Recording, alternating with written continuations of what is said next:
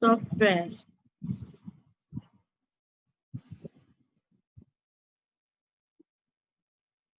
আজকের টপিকের নেম অনুবাদক প্রোগ্রাম বা ট্রান্সলেটর সফটওয়্যার।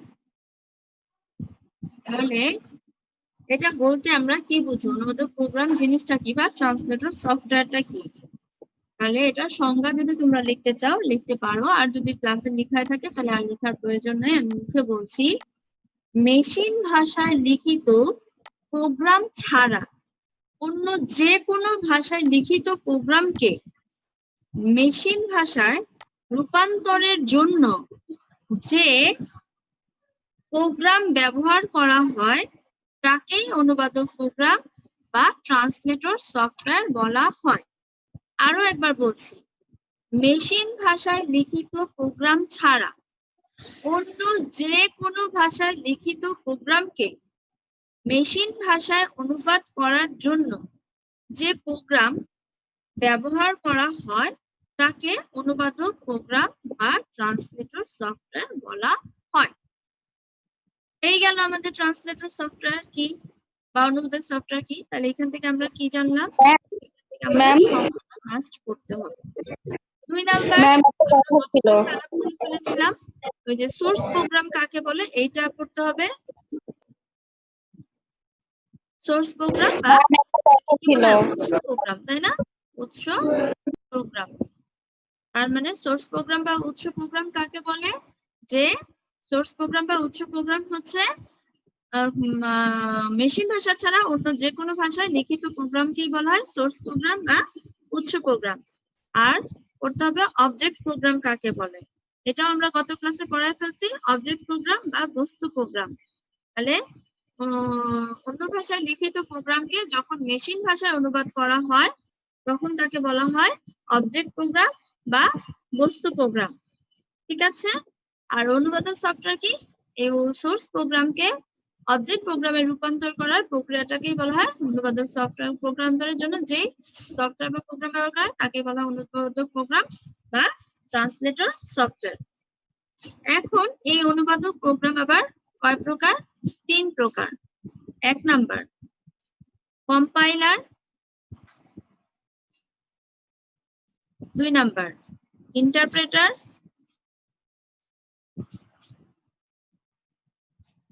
আর 3 নাম্বার অ্যাসেম্বলার।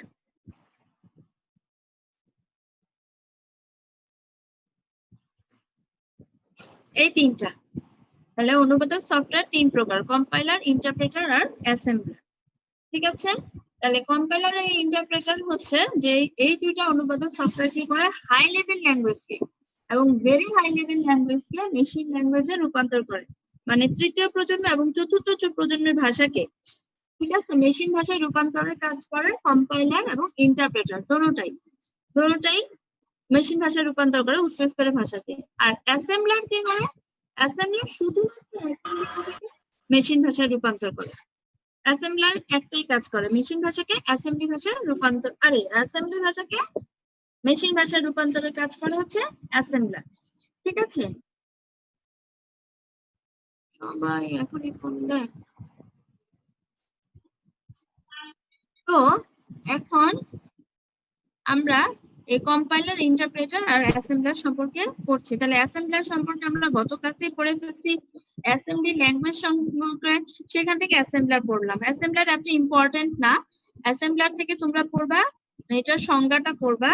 হ্যাঁ, এইখান থেকে পড়বা হচ্ছে অ্যাসেম্বলারের সংজ্ঞা, এবং সংজ্ঞা নিজেই বানাই লিখতে পারবা যে অ্যাসেম্বলি ভাষায় লিখিত প্রোগ্রামকে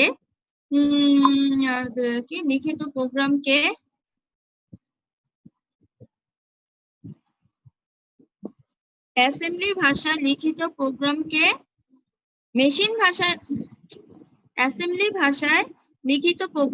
মেশিন ভাষায় অনুবাদ করার জন্য অ্যাসেম্বলার ব্যবহার করা হয়। বা অ্যাসেম্বলার কাকে বলে? অ্যাসেম্বলি ভাষায় লিখিত প্রোগ্রামকে মেশিন ভাষায় অনুবাদ করার জন্য যে সফটওয়্যার বা যে অনুবাদক প্রোগ্রাম ব্যবহার করা হয় তাকে অ্যাসেম্বলার বলে। শেষ, এই সংজ্ঞা শিখা শেষ। তারপরে পড়বে অ্যাসেম্বলারের কাজ কি। অ্যাসেম্বলারের কাজও হচ্ছে ওই যে সাংকেতিক কোড মানে নেমোনিক কোডকে মেশিন ভাষা অনুবাদ করা, তারপরে সাংকেতিক ঠিকানাগুলোকে মেশিন ঠিকানায় মানে 01 কোডে রূপান্তর করা, প্রত্যেকটা নির্দেশ ঠিক মতো পরীক্ষা করা, অর্থাৎ আমি যে প্রোগ্রামটা লিখছি কোনো ভুল আছে কিনা সেটা খুঁজে বের করা, তারপরে সব তথ্য মেমোরিতে ঠিক মতো রাখা, আবার অবজেক্ট প্রোগ্রামে রূপান্তর করা। ওই ঘোরাফেরা একই কথা, ঠিক আছে? এইগুলো হলো আমার অ্যাসেম্বলার অত বেশি ইম্পর্টেন্ট না, এটা পরীক্ষা তেমন একটা আসে না। ইম্পর্টেন্ট হচ্ছে কম্পাইলার আর ইন্টারপ্রেটার। এই দুইটার মধ্যে আমাদের কি কি পড়তে হবে সেটা আমরা আগে দেখি।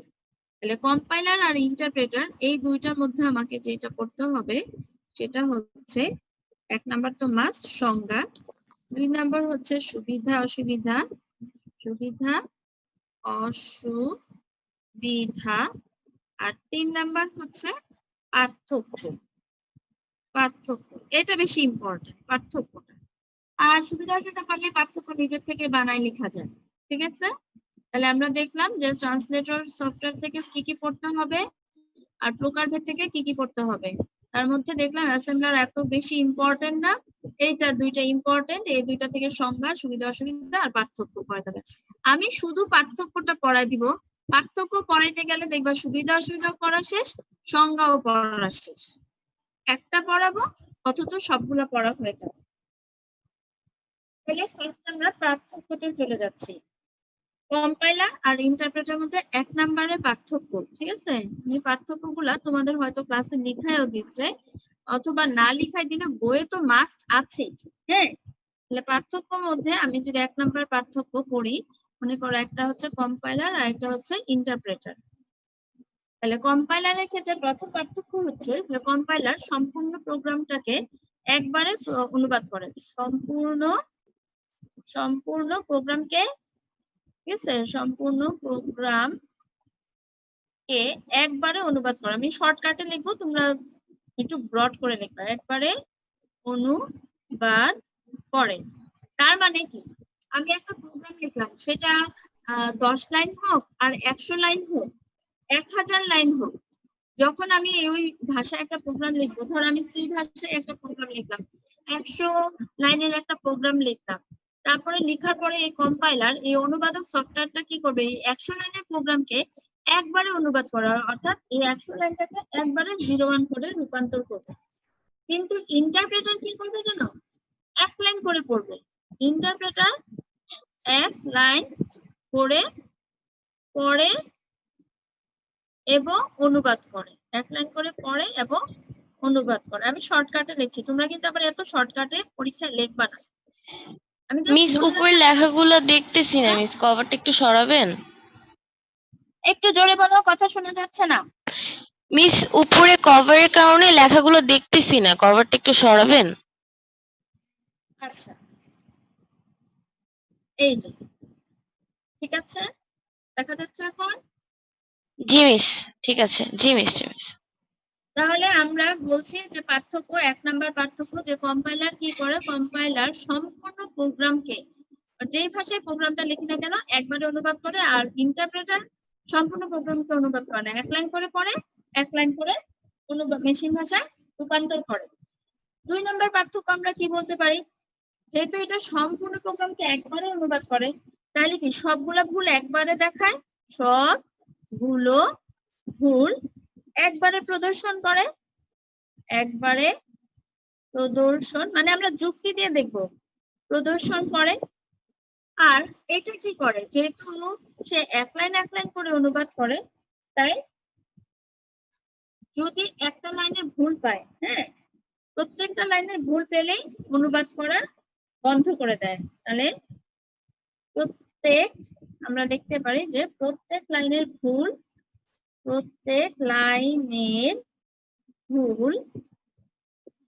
কি বলে লিখতে পারি, প্রদর্শন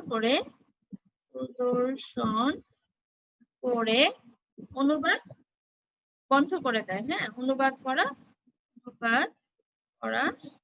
বন্ধ করে দেয়। এবার এটার মানেটা একটু বুঝাই দিই। যেহেতু কম্পাইলার সম্পূর্ণ প্রোগ্রামকে একবারে অনুবাদ করে, তাহলে যে কয়টা ভুল, ধরো আমি 100 লাইনের একটা প্রোগ্রাম লিখলাম, সে 01 কনভার্ট করলো, তারপরে দেখলো আমার এখানে 20টা ভুল আছে, সে 20টা ভুল একবারে দেখাবে যে তোমার টোটাল 20টা এরর আছে, ঠিক আছে, 20টা এরর আছে, একবারে প্রদর্শন করবে যে এত নাম্বার লাইন এত নাম্বার এরকম করে শো করবে। আর ইন্টারপ্রেটার কি করে, এক লাইন করে পড়ে, এক লাইন করে অনুবাদ করে।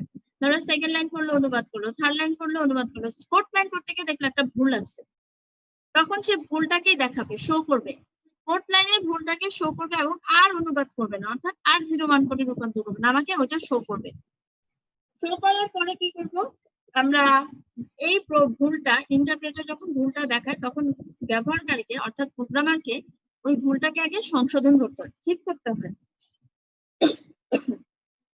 ঠিক করার পরে আবার আমার এটাকে অনুবাদ করার নির্দেশ দিতে হয়, তখন ইন্টারপ্রেটার আবার প্রথম লাইন থেকে অনুবাদ করতে শুরু করে, আবার প্রথম লাইন, দ্বিতীয় লাইন, তৃতীয় লাইন, চতুর্থ লাইন দেখলো, চতুর্থ লাইন এখন ঠিক করছে আমি, তারপরে সে আবার পঞ্চম লাইন চেক করবে, পঞ্চম লাইনে যদি সে আবার ভুল পায় আবার অনুবাদ করা বন্ধ করে দেবে, আবার এরর দেখাবে, এরকম বারবার বারবার করে কি করছে, যতবারই ভুল হবে ততবারই সে ভুলটাকে দেখাবে। আর কম্পাইলার কি করছে, একবারে সব ভুল দেখাচ্ছে, তাহলে কম্পাইলার যেহেতু সবগুলো ভুল একবারে দেখাচ্ছে, তাহলে এটা কি প্রোগ্রামটা এক্সিকিউট হতে সময় কম লাগছে না, মানে অনেক দ্রুত প্রোগ্রাম এক্সিকিউট হয়ে যাচ্ছে। তাহলে আমরা লিখতে পারি প্রোগ্রাম নির্বাহের সময় কম লাগে, প্রোগ্রাম নির্বাহে মানে এক্সিকিউশনে প্রোগ্রাম নির্বাহে সময় কম লাগে। আর এখানে আমরা ইন্টারপ্রেটারে কি দেখছি, বারবার প্রোগ্রাম লিখছে, আবার অনুবাদ করছে, ভুল হচ্ছে, আবার শো করছে, ওই ভুল শো হচ্ছে, ঠিক করছি, তারপরে আবার প্রথম থেকে অনুবাদ করছে, যেহেতু আবার প্রথম থেকে অনুবাদ করছে, এরকম করতে করতে কি অনেক সময় লাগছে, তাহলে এখানে প্রোগ্রাম নির্বাহের সময় বেশি লাগে, তাহলে প্রোগ্রাম নির্বাহে সময় বেশি লাগে, গেল 3 নাম্বার। এরপরে চলে যাই 4 নাম্বার। তাহলে আমরা 4 নাম্বারে এখানে লিখবো, কিন্তু এইখানে আমার ডিবাগিং ও টেস্টিং এর কাজ ধীর গতি সম্পন্ন। আমি একটু বলছি ডিবাগিং কি, টেস্টিং কি, আগে লিখে নিই। ডিবাগিং ও টেস্টিং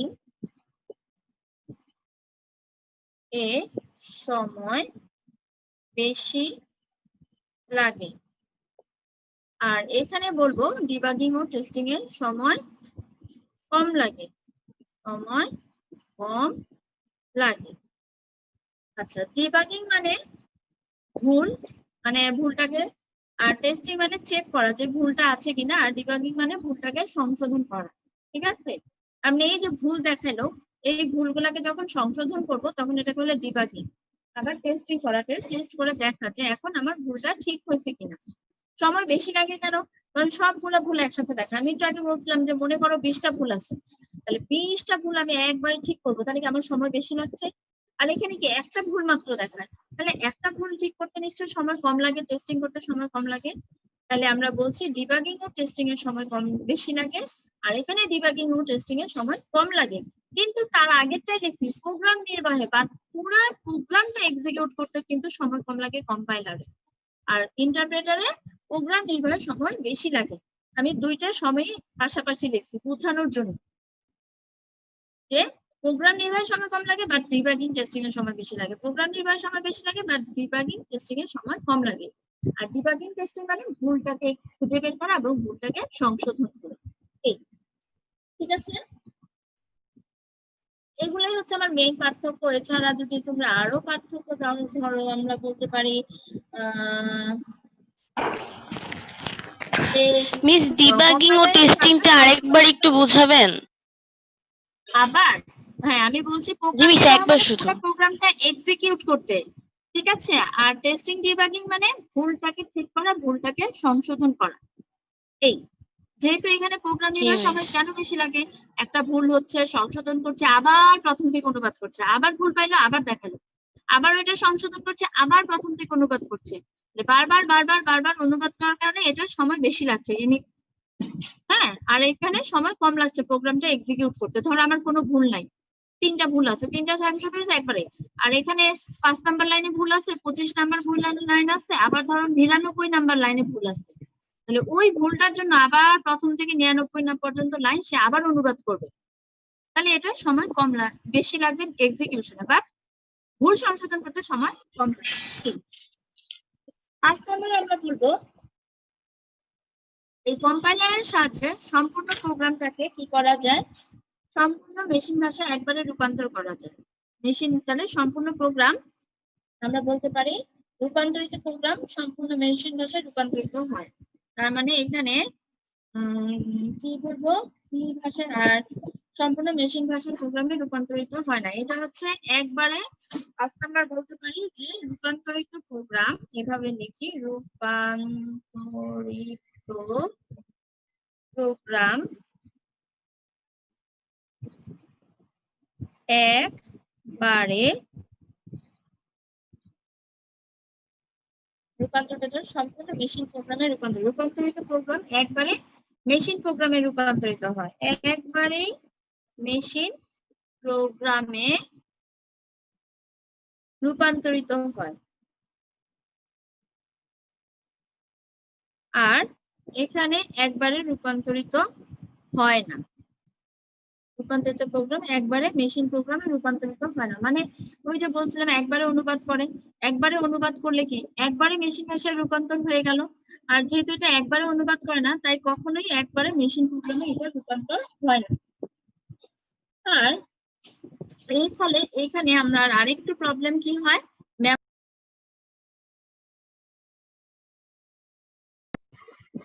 মেমোরিতে বেশি জায়গা দখল করে। কেন? কারণ পুরাটা একবারে অনুবাদ করে, সম্পূর্ণ ভুলগুলো একবারে দেখায়, তাহলে মেমোরিতে অনেক জায়গা দখল করে। আর এখানে মেমোরিতে কম জায়গা দখল করে, কম জায়গা। কেন কম জায়গা? কারণ সে এক লাইন মাত্র অনুবাদ করে।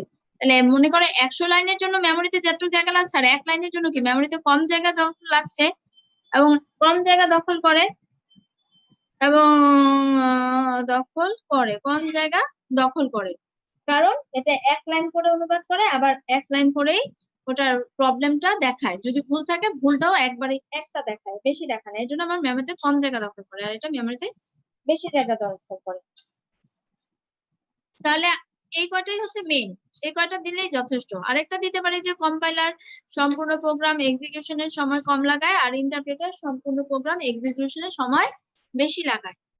তো এটা অলরেডি একবার লিখছি, আর লেখার প্রয়োজন নেই, এই কটা লিখলেই আমার যথেষ্ট। ঠিক আছে, কম্পাইলার আর ইন্টারপ্রেটারের মধ্যে যে কম্পাইলার আর ইন্টারপ্রেটারের মধ্যে পার্থক্য হচ্ছে এটা মেমোরিতে বেশি জায়গা দখল করলো আর এটা কম জায়গা দখল করলো। এই গেল একটা, ঠিক আছে। এই হচ্ছে আমাদের কম্পাইলার, ইন্টারপ্রেটার আর অ্যাসেম্বলার। তাহলে আমি যে বলছিলাম সুবিধা অসুবিধা পার্থক্য আর সংজ্ঞা পড়তে হবে, তাহলে এই সুবিধা অসুবিধা পার্থক্য আর এইগুলো পড়ার জন্য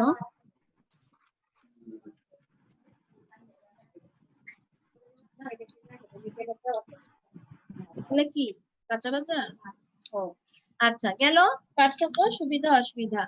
তাহলে পার্থক্য থেকে আমরা সুবিধার অসুবিধা গুলো এই যে এখান থেকে আমরা সুবিধা অসুবিধা গুলো পেয়ে যাব। আমি কেন আর এটা পড়াচ্ছি না দেখো একটু, যদি আমি এখানে দেখাই, এই যে কম্পাইলারের সুবিধা এখানে সুন্দর করে পয়েন্ট করে দেওয়া আছে, তারপরে দেখো কম্পাইলারের অসুবিধা পয়েন্ট করে দেওয়া আছে, ইন্টারপ্রেটারের সুবিধা ইন্টারপ্রেটারের অসুবিধা, কম্পাইলার ও ইন্টারপ্রেটারের মধ্যে পার্থক্য। তাহলে এই সবগুলাই আমাদের হয়ে গেল, ঠিক আছে। এর জন্য আমি আর লিখাই দিচ্ছি না হাতের কাছে, তাহলে আর প্রশ্ন, তাহলে আমরা এখানে কেন লিখাই দিলাম না, আমি জাস্ট বুঝাই দিলাম। নিজেরা অবশ্যই পড়বা, কি কি পড়বা, সংজ্ঞা পড়বা, সুবিধা অসুবিধা পড়বা, পার্থক্যটা পড়বা। তাহলে এই পার্থক্য গুলা পড়বা। এই গেল আমাদের। আর অ্যাসেম্বলারে তো বললামই যে অ্যাসেম্বলারে তেমন একটা কিছু পড়া লাগবে না, ঠিক আছে। এইগুলা গেল আমাদের পড়া। দেখো রনক প্রত্যেকদিন দেরিতে আসে, শেষ। এরপরে আমরা পড়বো অর্গানাইজেশন অফ প্রোগ্রাম, একটি প্রোগ্রামের সংগঠন। ঠিক আছে, এটা আমি বই থেকে একটু বুঝাই দিচ্ছি, খালি এটা আমি খাতায় বুঝাবো। স্টেপ অফ ডেভেলপিং প্রোগ্রাম, আগে এটা আমি বুঝাই। একটি প্রোগ্রামের সংগঠন, অর্গানাইজেশন অফ প্রোগ্রাম এটা বলতে কি বোঝায়, যে আমরা যে একটা প্রোগ্রাম তৈরি করব, ওই প্রোগ্রামটা তৈরি করতে গঠনটা কিরকম হয়, স্ট্রাকচারটা কেমন। সাধারণত একটা প্রোগ্রামের গঠন হয় 3টা অংশে বিভক্ত থাকে। ওই 3টা অংশ কি কি? Input, processing, output. এটা এখন ইজিলি বুঝতে পারছো কেন? কারণ আমরা ফ্লোচার্ট আর অ্যালগরিদম করেছি। ফ্লোচার্ট আর অ্যালগরিদমে আমরা ফার্স্টে কি কি করি? ফার্স্টে ইনপুট নেই, ইনপুট নেওয়ার পর ওইটা যা যা সূত্র, ওই সূত্র দিয়ে প্রসেস করি, তারপরে আউটপুট পাই। তাহলে আমরা দেখতে পাচ্ছি একটা প্রোগ্রামে সাধারণত 3টা অংশ নিয়ে গঠিত হয়। তাহলে যদি বলে প্রোগ্রামে কয়টা অংশ নিয়ে গঠিত, তাহলে আমরা বলবো একটা প্রোগ্রাম 3টা অংশ নিয়ে গঠিত, এবং গঠনগুলো কি কি? ইনপুট, প্রসেসিং এবং আউটপুট। প্রোগ্রামের 3টা অংশ। ইনপুট মানে কোন একটা সংখ্যা ইনপুট নেওয়া এখানে, তারপর প্রসেসিং মানে ওই সংখ্যাগুলোকে প্রসেস করা, আউটপুট মানে আউটপুটটা দেখানো। এখানে একটা এক্সাম্পল দিয়ে বুঝেছি। তাহলে অর্গানাইজেশন অফ প্রোগ্রাম 5.5 এটা আমি আর এর জন্য খাতায় লিখলাম না, এটা ইজিলি বুঝে, বাট এটা ইম্পর্টেন্ট। প্রোগ্রাম তৈরির ধাপ, লাস্ট থিওরি, আমাদের 5 নাম্বার চ্যাপ্টারের মানে 5.1 এর লাস্ট থিওরি। এই থিওরিটা পড়লে 5.1 শেষ, তারপর আমরা চলে যাব 5.2 সি প্রোগ্রামিং ল্যাঙ্গুয়েজ। তাহলে আমরা 5.6 এ চলে যাচ্ছি, প্রোগ্রাম তৈরির ধাপ। হ্যাঁ, উল্টাপাল্টা শুরু। প্রোগ্রাম তৈরির ধাপ। প্রোগ্রাম তৈরির ধাপ সমূহ। তাহলে এই যে প্রোগ্রাম তৈরির ধাপ সমূহ, এটা বলতে আমরা কি বুঝি, এটা এখন আমরা বুঝবো। ঠিক আছে, প্রোগ্রাম তৈরির ধাপ বলতে আমরা বুঝি যে আমরা একটা প্রোগ্রাম তৈরি করতে গেলে আমাদের আসলে বেশ কতগুলো ধাপ আছে। কোনো কোনো বই দেখবা 5টা ধাপ, কোনো কোনো বই দেখবা 7টা ধাপ। 7টা ধাপ যেখানে সেখানে একটু মানে বিস্তারিত দেওয়া, আর কোনো কোনো ধাপে আছে 5টা ধাপ। 5টা ধাপ বলতে বুঝে ওই একটার ভিতরে 2টা ঢুকাই দিচ্ছে, তখন এটা হয়ে যায় 5টা ধাপ। সাতটা পড়তে বলছে মিস। ক্লাসে আগে কি করতে জানি বলছিল,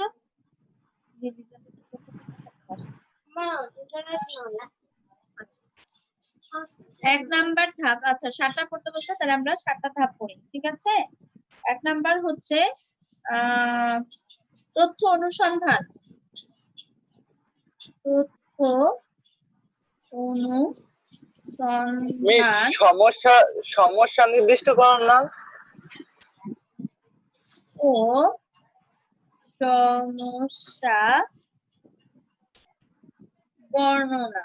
আমি বলছি, হ্যাঁ বুঝবা। তথ্য অনুসন্ধান ও সমস্যার বর্ণনা 1 নাম্বার স্টেপ। আগে আমি 7টা স্টেপ লিখে ফেলি, তারপরে একটা একটা করে আমি বুঝাবো, তাহলে তোমাদের ক্লিয়ার হবে। সমস্যার বিশ্লেষণ। 3 number step, program design. Design. 4 number step, program design বলতে আসলে আমরা বুঝি অ্যালগরিদম, হ্যাঁ, ফ্লোচার্ট এইগুলা, বা সুডো কোড এগুলা। আর তারপর হচ্ছে প্রোগ্রাম লিখন বা কোডিং। প্রোগ্রাম কোডিং বা লিখন।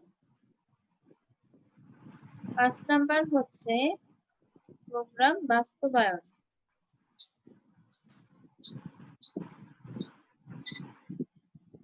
6 নাম্বার হচ্ছে প্রোগ্রাম ডকুমেন্টেশন।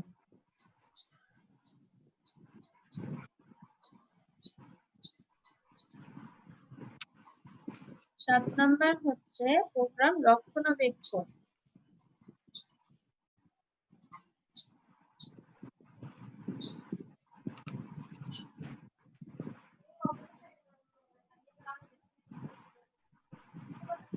রক্ষণাবেক্ষণ, এই হচ্ছে 7টা স্টেপ। এবার আমি একটা একটা করে আলোচনা করছি।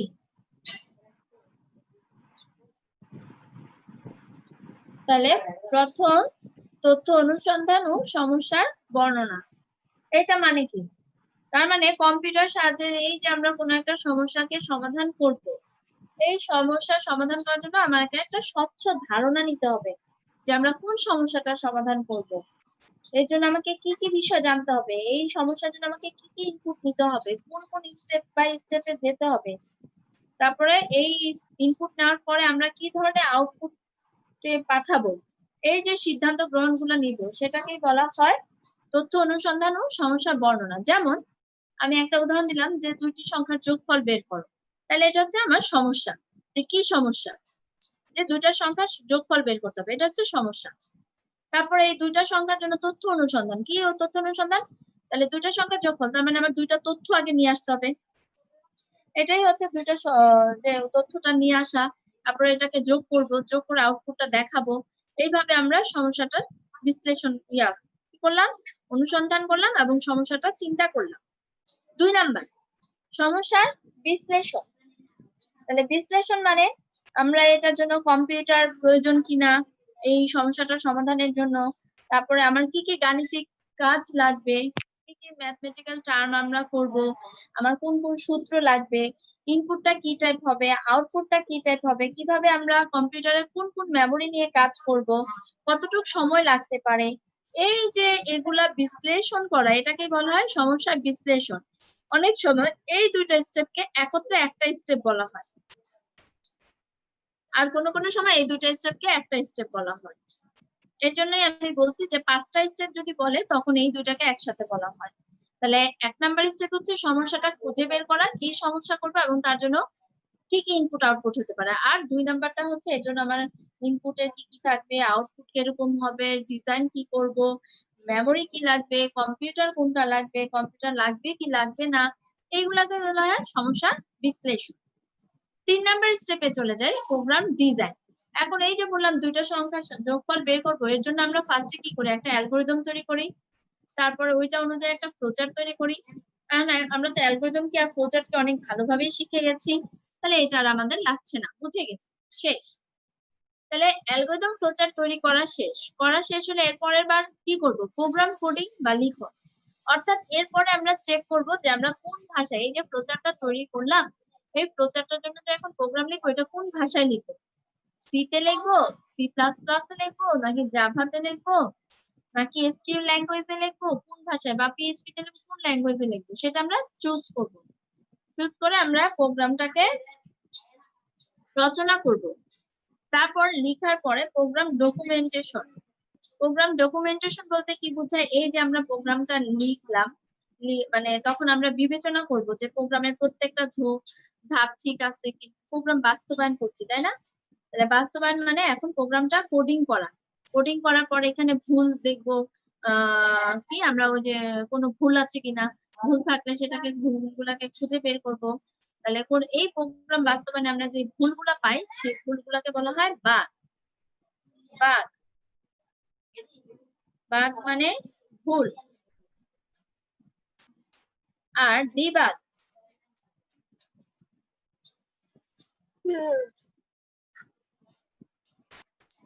মানে ভুল সংশোধন।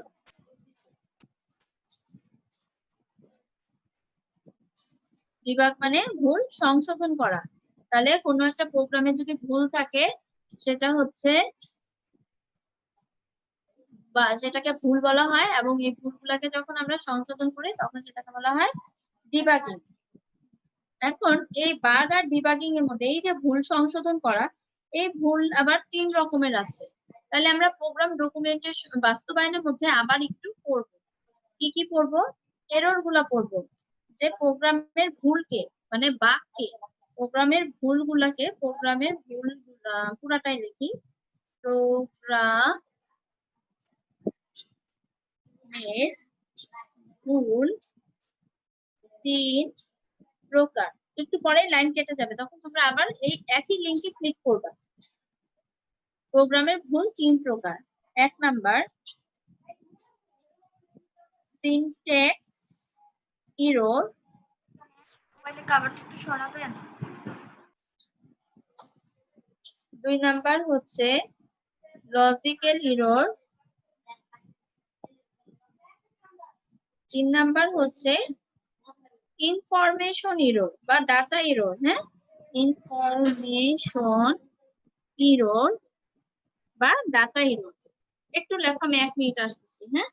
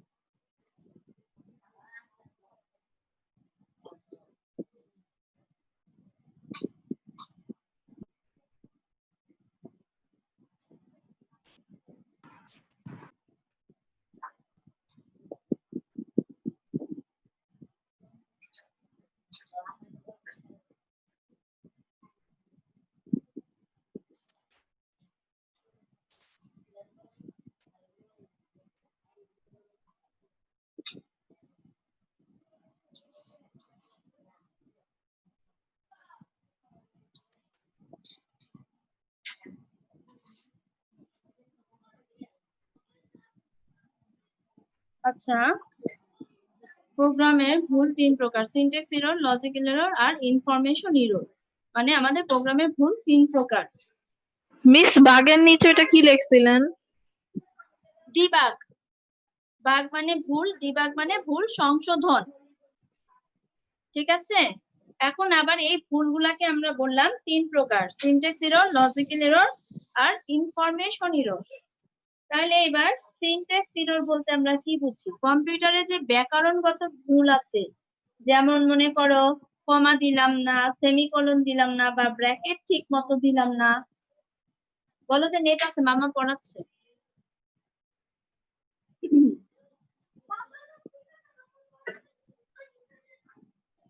সিনট্যাক্স এরর হচ্ছে তাহলে যদি ভুল মানে ব্র্যাকেট, কমা, তারপরে বললাম কি বানান ভুল, হ্যাঁ। ধরো আমি লেখা আছে প্রিন্ট, PRINT, প্রিন্টের জায়গায় আমি লিখলাম PRIMT, এন এর জায়গায় এখানে এম লিখে ফেললাম, তাহলে এটাও একটা ভুল। এই ভুলগুলাকে বলা হয় সিনট্যাক্স এরর, ঠিক আছে। এইগুলাকে বলা হয় সিনট্যাক্স এরর, মানে ব্যাকরণগত ভুল। এবার যাই লজিক্যাল এরর কি। লজিক্যাল এরর মানে হচ্ছে যে ধরো যোগের জায়গায় আমি মাইনাস দিয়ে দিলাম, বা ইনটুর জায়গায় ডিভিশন দিয়ে দিলাম, ঠিক আছে, বা লেস দ্যান এর জায়গায় গ্রেটার দ্যান চিহ্ন দিয়ে দিলাম। এই ধরনের লজিক্যাল যে সিম্বল গুলা যদি ভুল করি তখন এটাকে বলা হয় লজিক্যাল এরর। আর লজিক্যাল এররে কি হয়, কম্পিউটার কোনো এরর দেখে না, কম্পিউটার তো আর জানে না আমি ভুল সূত্র লিখছি না সঠিক সূত্র লিখছি। তার মানে আমার আউটপুট আসবে ভুল, কিন্তু ভুল দেখাবে না।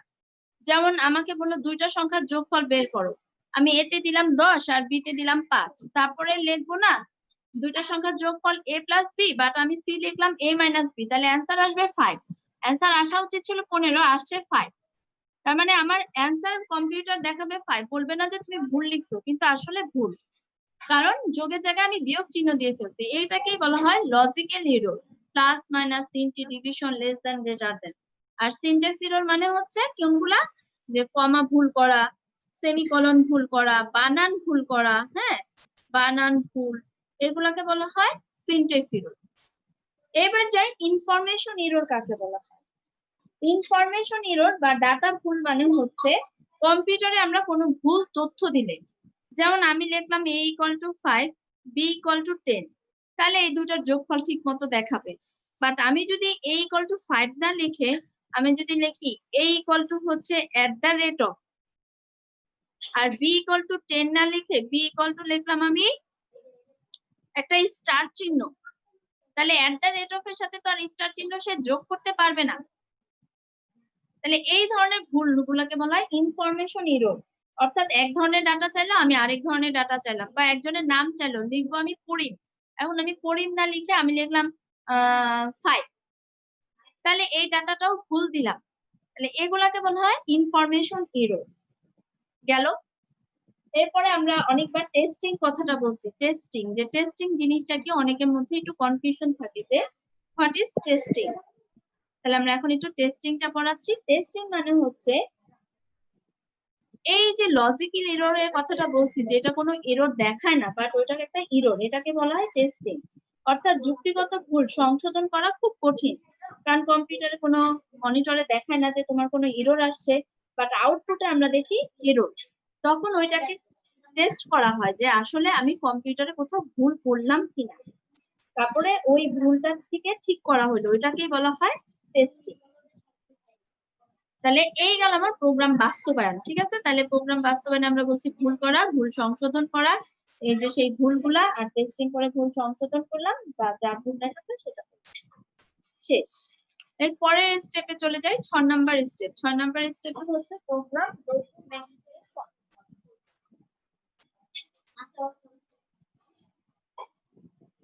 প্রোগ্রাম ডকুমেন্টেশন, তাহলে প্রোগ্রাম ডকুমেন্টেশন বলতে কি বোঝায়? এই যে আমি অ্যালগরিদম লিখলাম, ফ্লোচার্ট তৈরি করলাম, প্রোগ্রাম কোডিং করলাম, এই কোডিং গুলাকে এখন কি করব, আমরা একটা জায়গায় সেভ করে রাখবো, হয় হার্ড ডিস্কে সেভ করে রাখবো, অথবা আমার কি হার্ড ডিস্কে সেভ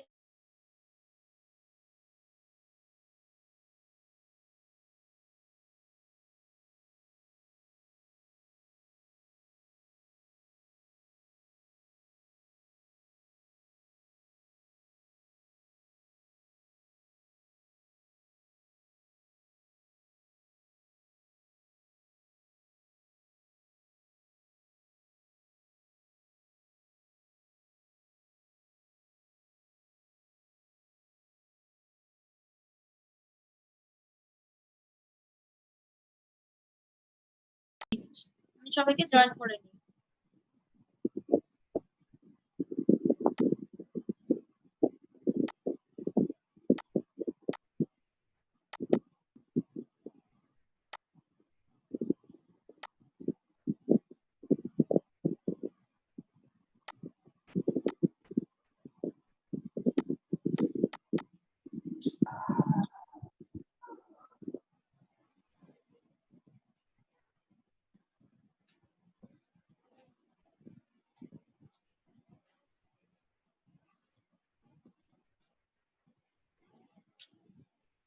আচ্ছা, মোটামুটি 18 জন চলে আসছে, এবার আমরা একটু শুরু করি, বাকি মাঝখানে যারা আসবে আবার অ্যাড করবো, অসুবিধা নেই।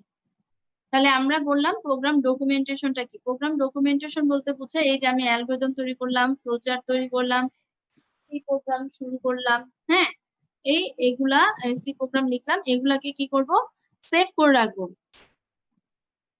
তাহলে এই যে এগুলাকে আমরা সেভ করে রাখছি, সেভ করার পরে আমরা কোথায় সেভ করব, হার্ড ডিস্কে বা কোনো একটা সিডিতে অথবা পেন ড্রাইভে বা মেমোরি কার্ডে, যেন কি করা যায় ভবিষ্যতে আবার এই প্রোগ্রামটা ব্যবহার করা যায়, 2 দিন পরে, 2 বছর পরে, 2 মাস পরে, 10 বছর পরেও যেন এই প্রোগ্রামটাকে আবার ব্যবহার করতে পারি বা আপডেট করতে পারি, তার জন্য ডকুমেন্ট করে রাখা মানে সংরক্ষণ করে রাখা। রক্ষণাবেক্ষণও, এই যে আমি বললাম আবার স্টেপ, ডকুমেন্টেশন আর রক্ষণাবেক্ষণ এই দুইটা স্টেপ প্রায় কাছাকাছি, একই জিনিস। এই রক্ষণাবেক্ষণ বলতে বোঝায়, এটা রক্ষণাবেক্ষণ বলতে বোঝায় আমি যে সেভ করে রাখলাম এটা পরবর্তীতে যেন আমরা পরিবর্তন করতে পারি, আবার ভুল পরিবর্তন করে এটাকে আরেকটু বাড়াতে পারি, ছোট করতে পারি, এর যার ফলে আমার অনেক একটা প্রোগ্রাম আমি লিখলাম, সেভ করলাম না, কম্পিউটার অফ করে দিলাম, এত পরিশ্রম, যখন আবার অন করব আমার প্রোগ্রামটা কি হবে, র্যাম থেকে চলে যাবে, তাহলে আমাদের এত পরিশ্রম বিনষ্ট হবে। এর জন্য এটা যদি রেখে দেই তাহলে এটা পরবর্তীতে আমরা পরিবর্তন করতে পারবো, সামঞ্জস্য মিলে এটা দেখে দেখে নতুন একটা তৈরি করতে পারবো, উন্নতর করতে পারবো হার্ডওয়্যার এর সাথে সাথে, এটাকেই বলা হয় রক্ষণাবেক্ষণ। তার মানে ডকুমেন্টেশন আর রক্ষণাবেক্ষণ কাছাকাছি, আর কি দেখলাম 1 আর 2 ও কাছাকাছি, এই জন্য এই দুটাকে কমায় ইচ্ছা করলে 5টা পয়েন্টও বানানো যায়। তাহলে শেষ আমাদের প্রোগ্রাম তৈরির ধাপ। লাস্ট আরো একটা টপিক আছে, সেই টপিকটার নাম হচ্ছে 5.7 আদর্শ প্রোগ্রামের গুণাবলী। আদর্শ প্রোগ্রামের গুণাবলী।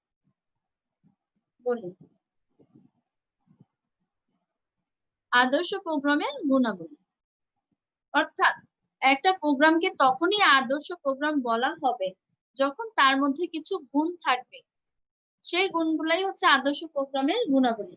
এটা প্রায় সময় এক্সামে চলে আসে, বাট কোশ্চেনটা এমন ভাবে আসে যে আমরা বুঝি না। ধরো যে বললো যে একটা প্রোগ্রাম, রফিক একটা প্রোগ্রাম রচনা করেছে এবং সেটা সে আবার পরবর্তীতে আপডেট করছে, তখন বললো যে তার এই প্রোগ্রামটার কারণে মানে এই প্রোগ্রামে কি কি বৈশিষ্ট্য আছে বা তার কি গুণাবলী থাকা প্রয়োজন, তার মানেই হচ্ছে আদর্শ প্রোগ্রামের গুণাবলী গুলা চেয়েছে। তাহলে আদর্শ প্রোগ্রামের যে গুণাবলী গুলা এগুলা বইয়ে দেওয়া আছে, তাও আমি জাস্ট একবার আলোচনা করে যাচ্ছি। প্রথম গুণটাই হচ্ছে যে সমস্যাটা ঠিকভাবে চিহ্নিত করতে হবে, যে আমরা কোন সমস্যাটা সমাধান করব। তার মানে সঠিকভাবে সমস্যা চিহ্নিত করা। 1 নাম্বারটা হচ্ছে সঠিকভাবে সমস্যা চিহ্নিত করা। সঠিকভাবে সমস্যা চিহ্নিত করা। 2 নাম্বার, আচ্ছা আমার কলমের কালি শেষ, তার একটু কলম নিয়ে আসি।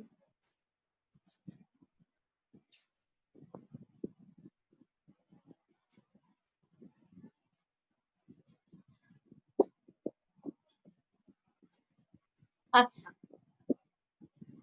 1 নাম্বার ছিল আদর্শ প্রোগ্রামের ফার্স্ট গুণ হচ্ছে সঠিকভাবে সঠিকভাবে সমস্যাটাকে কি করব, সমস্যা চিহ্নিত করতে হবে। 2 নাম্বার হচ্ছে প্রোগ্রামটা অবশ্যই নির্ভুল হতে হবে, প্রোগ্রামে কোনো ভুল থাকা যাবে না, প্রোগ্রাম নির্ভুল থাকতে হবে, প্রোগ্রাম নির্ভুল হতে হবে। ঠিক আছে। 3 নাম্বার হচ্ছে প্রোগ্রামের যে আমরা যে প্রোগ্রামের স্টেপ গুলা দেই, অর্থাৎ যে নির্দেশগুলা দেই, সেগুলা অবশ্যই যুক্তিপূর্ণ হতে হবে, যুক্তিপূর্ণ। হ্যাঁ, তাহলে আমরা এটাকে নির্দেশকে আমরা বা ইংলিশে কি বলতে পারি, এক্সিকিউশনটা যুক্তিপূর্ণ হতে হবে। ঠিক আছে, বা প্রসেস, আচ্ছা নির্দেশই লিখি, নির্দেশ গুলো যুক্তিপূর্ণ হতে হবে, যুক্তিপূর্ণ হতে হবে। আর যুক্তিপূর্ণ হওয়ার পরে এটাকে ধারাবাহিকভাবে সাজাতে হবে, নির্দেশগুলো ধারাবাহিকভাবে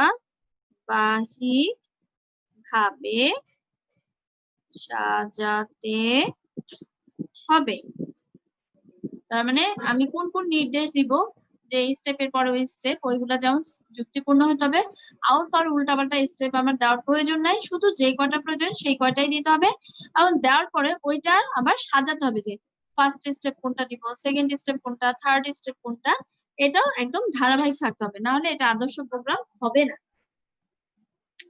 5 নাম্বার, ওই যে বললাম এটা সেটা উল্টাপাল্টা দিব না।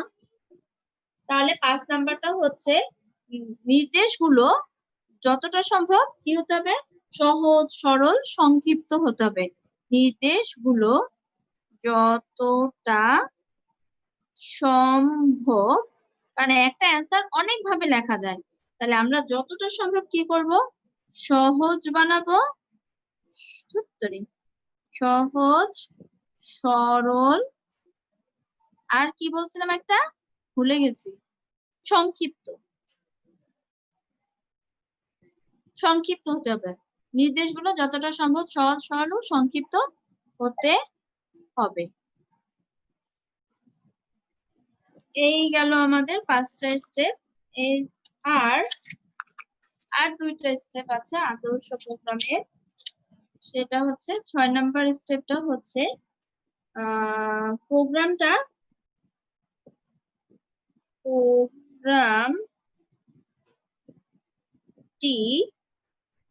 সহজে পরিবর্তন করা, তারপরে ভুল সংশোধন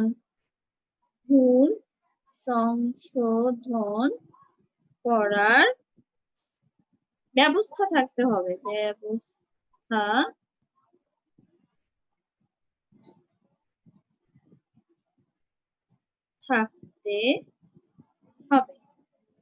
অর্থাৎ আমি যে আদর্শ প্রোগ্রামটা এমন ভাবে বানাবো, যদি আমি এমন একটা প্রোগ্রাম লিখি যে এটা কেউ চেঞ্জ করতে পারবে না, কেউই কোনো ভুল থাকলে সংশোধন করতে পারবে না, তাহলে এটা আদর্শ প্রোগ্রাম হবে না।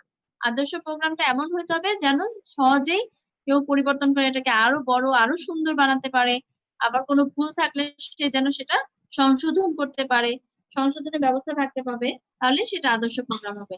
লাস্ট পয়েন্ট যেটা, প্রোগ্রামের ডকুমেন্টেশন ব্যবস্থা থাকতে হবে। প্রোগ্রামের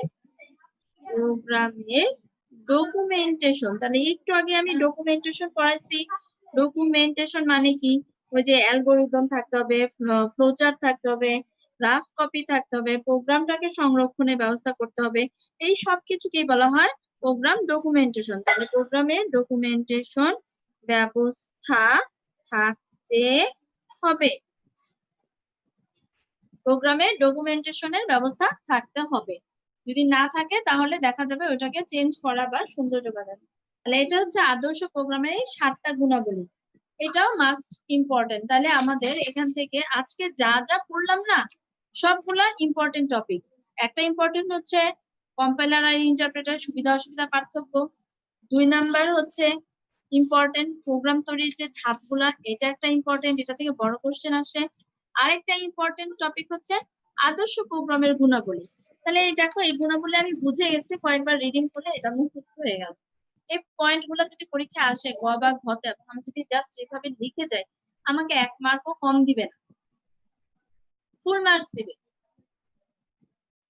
আমার পুরাটাই হয়ে গেছে। তাহলে এখন আমরা যদি একটু বইটায় ফেরত যাই, আমরা দেখছি, আমি একদম প্রথম পেজে চলে যাচ্ছি, কারণ আজকে আমি পড়ো। দেখো, প্রোগ্রামের ধারণা শেষ, অ্যালগরিদম ও ফ্লোচার্ট শেষ, প্রোগ্রাম রচনার ধাপ শেষ। তার মানে পঞ্চম অধ্যায় প্রথম অংশই আমাদের পড়া শেষ। আমাদের প্রোগ্রামের ধারণা হয়েছে, তারপরে প্রোগ্রামিং কি ভাষা এটা পড়াইছি, স্তর পড়াইলাম, লেভেল গুলা, মেশিন ভাষা, অ্যাসেম্বলি ভাষা, তারপরে আমরা উচ্চ স্তরের ভাষা, হাই লেভেল ল্যাঙ্গুয়েজ, চতুর্থ প্রজন্মের ভাষা, ফোর্থ জেনারেশন ল্যাঙ্গুয়েজ, তারপরে পঞ্চম প্রজন্ম, এগুলা বলে দিয়েছি কি কি পড়তে হবে। বলেছিলাম লাস্ট ক্লাসে পার্থক্য পর্যন্ত বলেছিলাম যে পার্থক্যগুলো পড়বে। এরপরে একটা টপিক ছিল, দেখো আমি এটা স্কিপ করেছি, এটা আমি তোমাদের পড়াই নাই, কয়েকটি উচ্চতর ভাষার পরিচিতি।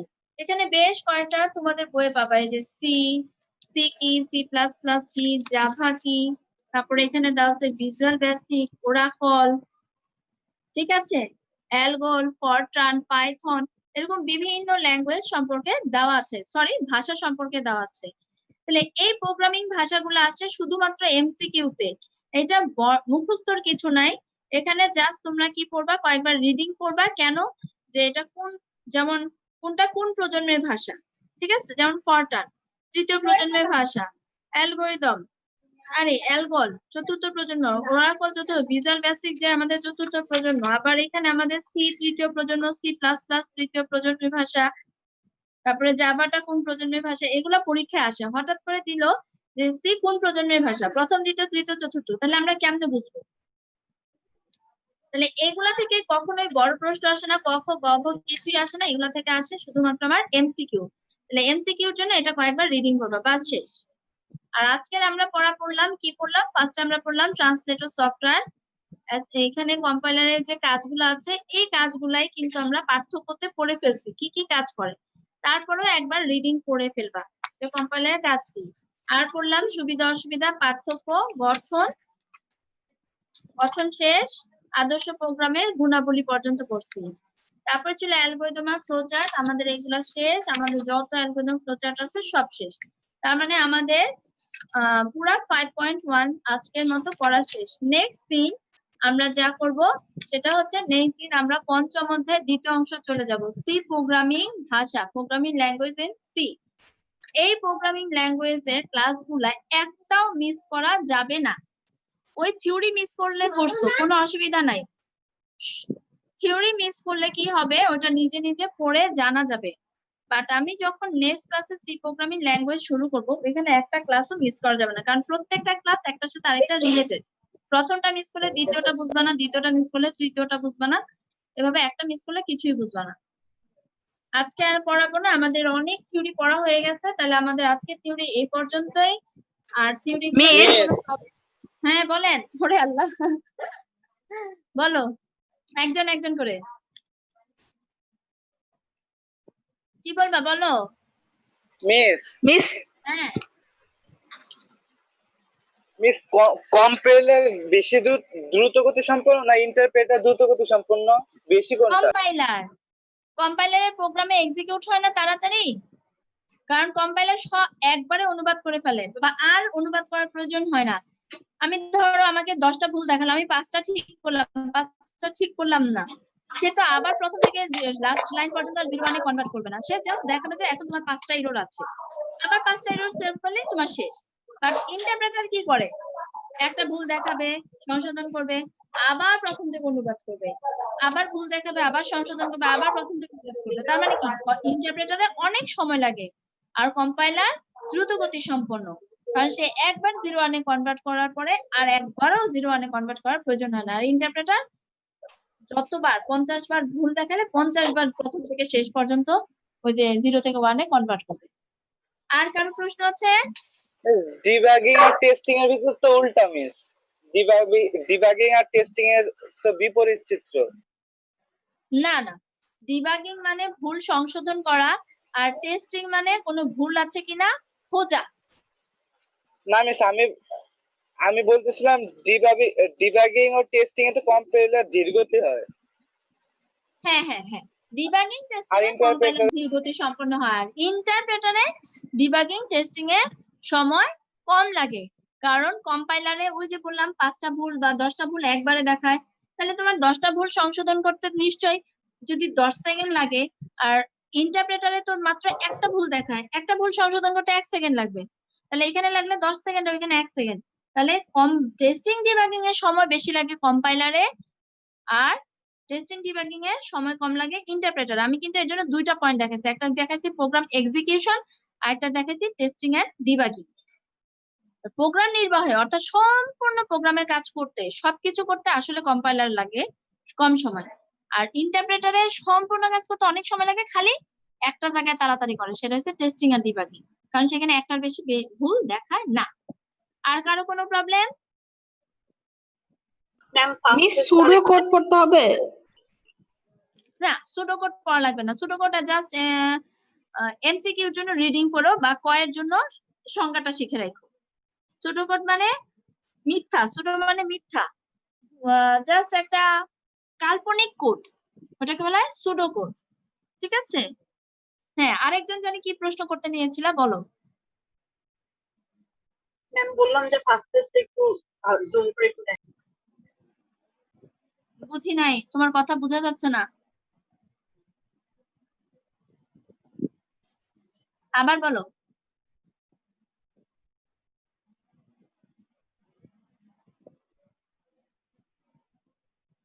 আমি কিছুই শুনছি না। আচ্ছা ঠিক আছে, তুমি লিখো, তোমার কথা নেটে প্রবলেম হচ্ছে, তুমি কমেন্টসে লিখো, তাহলে আমি তোমার প্রবলেমটা বুঝবো। তোমার কথা শুনতে পাচ্ছি না।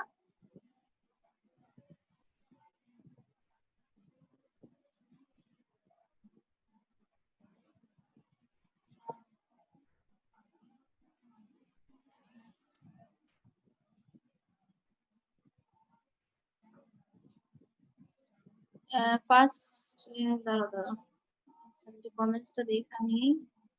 ম্যাম ফার্স্ট পেজটা দেখান। আচ্ছা, ফার্স্ট পেজটাই আমি খুলে রেখেছি রে বাবা, এই যে ফার্স্ট পেজ ছিল আমাদের এইখান থেকে, তাই না আজকে? হ্যাঁ, ফার্স্ট পেজ ছিল এখান থেকে, অনুবাদক প্রোগ্রাম ট্রান্সলেশন সফটওয়্যার, এই যে এখান থেকে এতটুকু তুমি একটা স্ক্রিনশট নিয়ে নাও, তারপরে এই যে নিচের হচ্ছে বাকি অংশটুকু, এটাই হচ্ছে আমার ফার্স্ট পেজ। ওকে, ইয়েস ম্যাম। এখান থেকে এই পর্যন্ত। আচ্ছা, আমি আজকে গ্রুপে গত ক্লাস আর আজকের ক্লাসের পেজগুলো আবার ছবি তুলে দিয়ে দিচ্ছি, যদি কারো কোনো প্রবলেম থাকে তাহলে ওখান থেকে দেখে নিও। ওকে, আমার মনে হয় আর কারো কোনো প্রবলেম নাই, তাহলে আজকে আমরা রেখে দিচ্ছি। আল্লাহ হাফেজ, ভালো থাকো, সাবধানে থাকো।